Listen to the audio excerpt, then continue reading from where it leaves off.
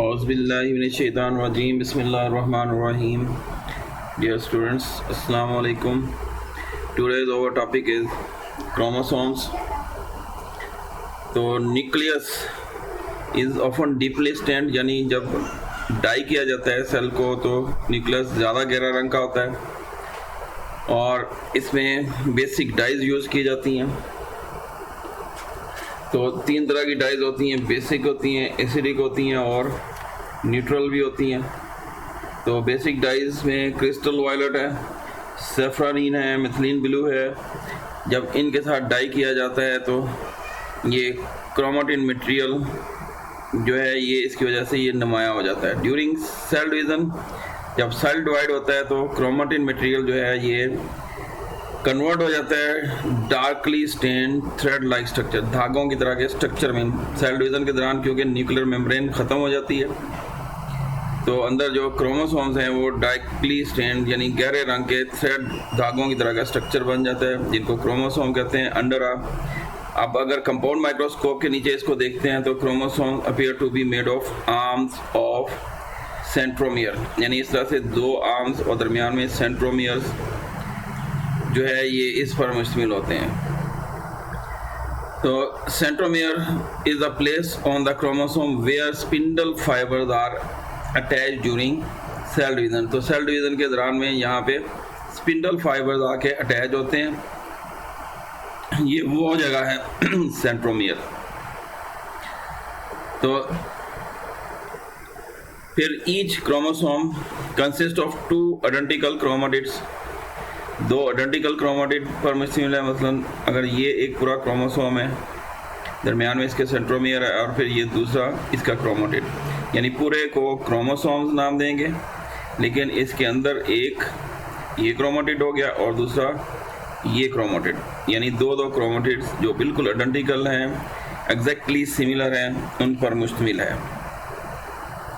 तो ये cell division में है. फिर क्रोमेटिड एग्जैक्ट रेप्लिका होता है, यानी रेप्लिकेशन कापीज कह लें, और क्रोमोसोम की which are held together at centromere, जो सेंट्रोमियर में आपस में इकट्ठे जुड़े होते हैं. फिर एक क्रोमोसोम जो है इज कंपोज्ड ऑफ, अब इसका स्ट्रक्चर या कंपोजिशन की बात करेंगे तो डीएनए का बना होता है क्रोमोसोम और प्रोटीन्स का बना होता है. ऑल द इंफॉर्मेशन, अब क्रोमोसोम्स को अगर हम देखें डीएनए और प्रोटीन के रेफरेंस से तो ये किस तरह का स्ट्रक्चर नज़र आएगा. तो इसमें ये चीज़, ये ऊपर डीएनए लिपटा होता है और नीचे अंदर इसके ये क्रोमोसोम्स के अंदर ये प्रोटीन है. ये हिस्टोन प्रोटीन होती है जिसके गिर्द ये 8 मॉलिक्यूल होते हैं हिस्टोन प्रोटीन, और उसके गिर्द ये डीएनए लिपटा होता है. इस पूरे को क्रोमोसोम नाम दिया जाता है. तो 2 चीज़ें, डीएनए और प्रोटीन. जितनी भी इंफॉर्मेशन होती हैं जो सेल की एक्टिविटी, स्ट्रक्चर्स वगैरह और जितने भी प्रोसेस को कंट्रोल करती हैं, एक्चुअली इन्हीं क्रोमोसोम्स के ऊपर होती है. और किस शक्ल में? जीन्स की शक्ल में.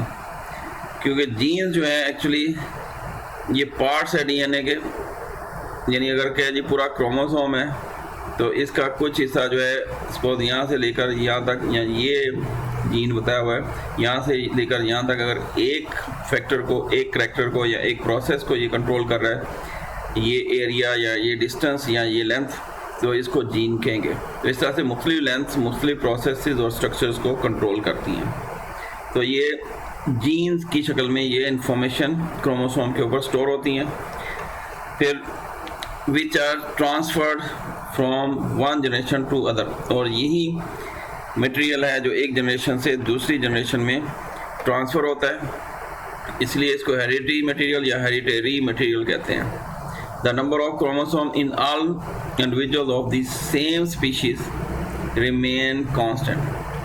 तो एक स्पीशी में क्रोमोसोम की तादाद एक ही रहेगी, उसमें कोई तब्दीली नहीं आती, चाहे वो जनरेशन आफ्टर जनरेशन जितना मर्जी टाइम गुजर जाए. जैसे मसलन आदमी में each cell contains 46 chromosome. Body के अंदर जितने भी सिवाय सेक्स सेल या गमीट्स के बाकी सब में 46 क्रोमोसोम होंगे. इनके ये फिगर याद कर लेनी है, ये एमसीक्यूज में ज़्यादा पूछते हैं सारी फिगर्स. 46 क्रोमोसोम ह्यूमन में, फ्रॉग में 26, चिंपैंजी में 48 क्रोमोसोम, यानी ह्यूमन से भी 2 ज़्यादा होंगे।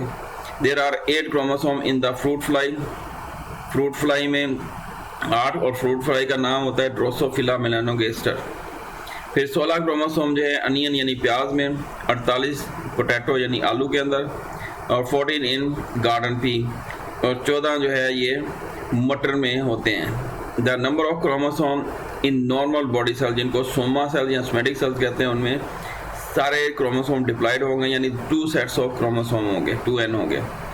जबकि हैप्लॉइड क्रोमोसोम यानी हाफ नंबर जो है वो जर्म सेल या सेक्स सेल जिनको कहते हैं, या गमीट्स कहते हैं, उनके अंदर होता है। जैसे ह्यूमन स्पर्म्स में हाफ नंबर होगा यानी 23, और एग सेल्स में भी 23 होंगे।